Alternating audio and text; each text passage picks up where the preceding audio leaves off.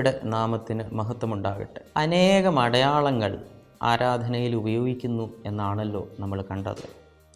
വിവിധ തരം അടയാളങ്ങൾ നമ്മൾ ആരാധനാ ക്രമത്തിൽ ഉപയോഗിക്കുന്നുണ്ട്. അത് വാക്കുകൾ ഒരു തരം അടയാളങ്ങളാണ്, വ്യക്തികൾ അടയാളങ്ങളാണ്, ആംഗ്യങ്ങൾ അടയാളങ്ങളാണ്, വസ്തുക്കൾ അടയാളങ്ങളാണ്, വിശുദ്ധ സമയം ലിറ്റർജിക്കൽ ടൈം എന്ന് പറയും, അതൊരടയാളമാണ്, വിശുദ്ധ സ്ഥലം ലിറ്റർജിക്കൽ സ്പേസ് എന്ന് പറയും, അത് അടയാളങ്ങളാണ്. അങ്ങനെ 6 തരം അടയാളങ്ങൾ, വിഭാഗങ്ങൾ നമുക്ക് ആരാധനക്രമത്തിൽ കാണുവാൻ സാധിക്കും. ഈ വിവിധ തരം അടയാളങ്ങളെക്കുറിച്ച് നമുക്ക് പതുക്കെ ഒന്ന് മനസ്സിലാക്കാം. വാക്കുകളില്ലാതെ നമുക്ക് ആരാധന അർപ്പിക്കാൻ സാധിക്കത്തില്ല. കാരണം നമ്മൾ വാക്കുകൾ ഉപയോഗിച്ചാണ് ദൈവത്തെ ആരാധിക്കുന്നത്. വിവിധ തരം വാക്കുകൾ ആരാധനയിൽ നമ്മൾ ഉപയോഗിക്കുന്നുണ്ട്. ഒരു തരം എന്ന് പറയുന്നത് സ്തുതിയുടെ വാക്കുകളാണ്. പരിശുദ്ധ കുർബാനയിലും യാമപ്രാർത്ഥനയിലും ഒക്കെ ഒരു 90% സ്തുതിയുടെ വാക്കുകളാണ്. ഇപ്പോൾ ഹല്ലേലൂയ, നിനക്ക് ഞങ്ങൾ സ്തുതി അർപ്പിക്കുന്നു, ആരാധന അർപ്പിക്കുന്നു, കൃതജ്ഞത അർപ്പിക്കുന്നു, ഇതെല്ലാം സ്തുതിയുടെ വാക്കുകളാണ്. എന്നാൽ മറ്റൊരു തരം വാക്കുകളുണ്ട്, യാചനകൾ. നമ്മൾ ദൈവത്തോട് കരുണ യാചിക്കുന്നുണ്ട്, നമ്മുടെ പാപങ്ങൾ ക്ഷമിക്കണമേ എന്ന് പ്രാർത്ഥിക്കുന്നുണ്ട്, നമ്മളെ യോഗ്യരാക്കണമേ എന്ന് പ്രാർത്ഥിക്കുന്നുണ്ട്. അങ്ങനെ യാചനയുടെ വാക്കുകൾ നമുക്ക് കാണാൻ സാധിക്കും. മറ്റൊരു വിഭാഗം വാക്കുകളാണ് നിർദ്ദേശങ്ങൾ എന്ന് പറയും.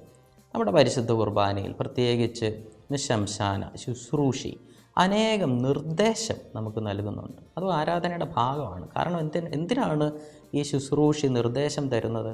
കാരണം ഈ ആരാധനയിൽ വളരെ സജീവമായിട്ട് നമ്മൾ പങ്കുകൊള്ളണം, ആക്റ്റീവ് പാർട്ടിസിപ്പേഷൻ ഉണ്ടാകണം.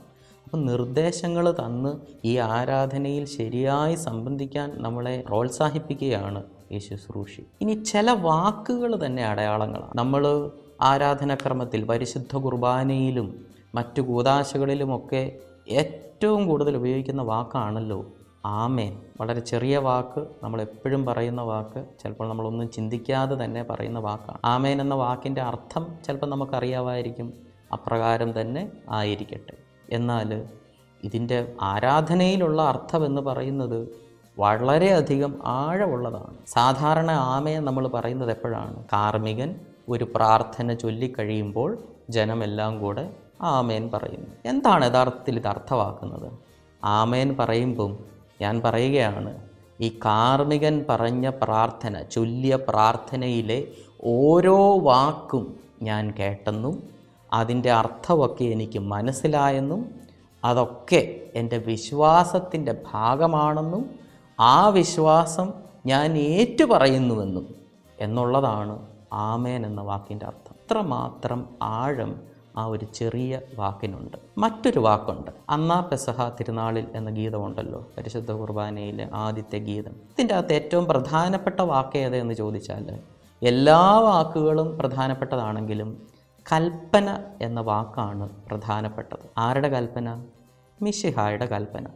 ഈ കുർബാന ആരംഭിക്കുമ്പോൾ ഏത് കൽപ്പനയാണ് നമ്മൾ ഓർക്കുന്നത്? മിശിഹായുടെ ഏത് കൽപ്പനയാണ് ഓർക്കുന്നത്? പ്രധാനമായിട്ടും ഈശോ തന്ന എല്ലാ കൽപ്പനകളും നമ്മളവിടെ ഓർക്കുന്നില്ല. അതുകൊണ്ടാണ് ഈ വാക്കൊരു അടയാളമായിട്ടിരിക്കുന്നത്. ഈശോ തന്ന കുർബാന സ്ഥാപിച്ച അന്ന് തന്ന 2 കൽപ്പനകളാണ്, പെസഹായുടെ അന്നത്തെ 2 കൽപ്പനകളാണ് ഓർക്കുന്നത്.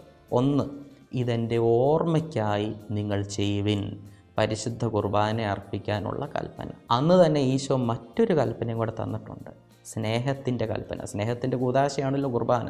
ഈശോ പറയുന്നുണ്ട്, ഞാൻ നിങ്ങളെ സ്നേഹിച്ചതുപോലെ നിങ്ങളും പരസ്പരം സ്നേഹിക്കുക. ഈ 2 കൽപ്പനകളാണ് അവിടെ നമ്മൾ ഓർക്കുന്നത്. അതുകൊണ്ട് ഈ കൽപ്പന എന്ന വാക്കൊരു അടയാളമാണ്. 2 കൽപ്പനകൾ പ്രധാനമായി ഓർക്കാൻ നമ്മളെ ഓർമ്മിപ്പിക്കുന്ന വാക്കാണ് ഇവിടെ കൽപ്പന.